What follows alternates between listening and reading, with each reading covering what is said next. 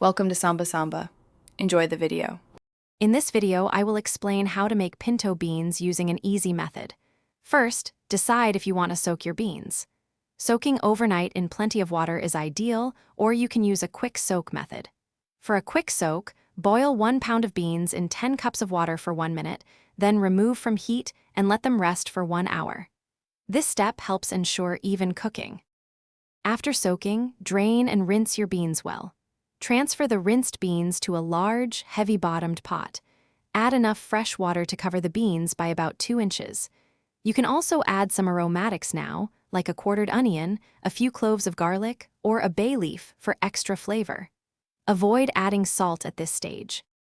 Bring the pot to a boil over medium-high heat, then immediately reduce the heat to a gentle simmer. Cover the pot, leaving a small vent, and cook for 1 to 2 hours. Stir occasionally and check for tenderness. If the water level drops too much, add more hot water to keep the beans submerged. Once the beans are tender, remove any aromatics you added earlier.